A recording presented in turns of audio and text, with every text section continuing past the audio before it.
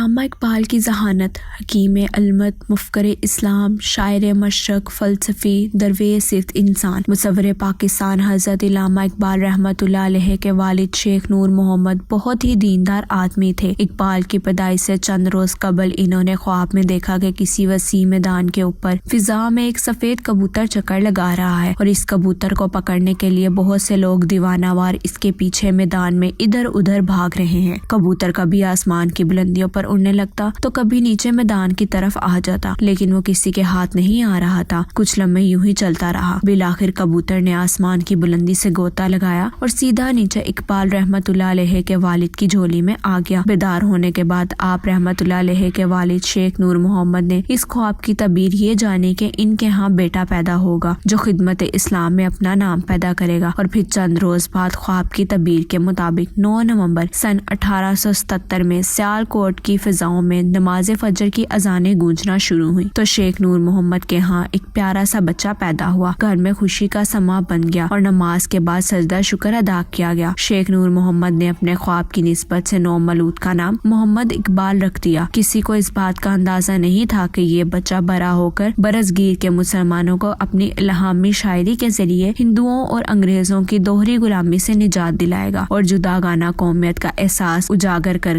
مسلمانوں کے لیے ایک الگ وطن کا تصور پیش کرے گا، ایک ایسا کارنامہ انجام دے گا جو ہمیشہ یاد رکھا جائے گا۔ علامہ اقبال بچپن ہی سے بہت ذہین تھے۔ ایک دفعہ اسکول کے زمانے میں اردو کے استاد صاحب املا لکھوا رہے تھے کہ بچوں کو لفظ غلط لکھنے کو کہا۔ کمسن اقبال کو شرارت سوجی تو لفظ غلط کو غلط لکھ دیا، یعنی توئیں کی جگہ تے لکھ دیا، حالانکہ آپ کی املا بہت اچھی تھی۔ جب استاد صاحب نے املا چیک کی تو لفظ غلط پڑھ کر رک گئے اور اقبال کو برا کر بولے، میاں یہ لفظ غلط لکھا ہے۔ اقبال نے کہا، ماسٹر صاحب آپ نے ہی تو کہا تھا لفظ غلط لکھو، اس لیے میں نے غلط لکھ دیا۔ استاد صاحب نے یہ سن کر بڑے حیران ہوئے اور بولے، میں بھلا کیوں غلط کہتا؟ اقبال نے پوچھا، استاد صاحب اچھا یہ بتائیں کہ آپ نے کیا لکھنے کے لیے کہا تھا؟ استاد نے فوری کہا غلط۔ اقبال بولے، تو پھر ٹھیک ہے نا، آپ نے غلط پڑھا اور میں نے غلط لکھ دیا، اب اس میں میری کوئی غلطی نہیں ہے، آپ نے ٹھیک کہا ہوتا تو میں ٹھیک لکھتا۔ استاد صاحب اقبال کی ذہانت پر مبنی شرارت سمجھ گئے اور مسکرانے لگے۔ شاعر مشرق علامہ اقبال نے سن 1930 میں اپنے تاریخ ساز خطبہ اعلی آباد میں آزاد مسلم ریاست کا تصور پیش کیا، جس کے نتیجے میں پاکستان کا قیام عمل میں لایا گیا۔ علامہ اقبال کے تصور پاکستان کے بارے میں بھارتی رائٹرز اکثر غلط فہمیاں پھیلاتے رہتے ہیں۔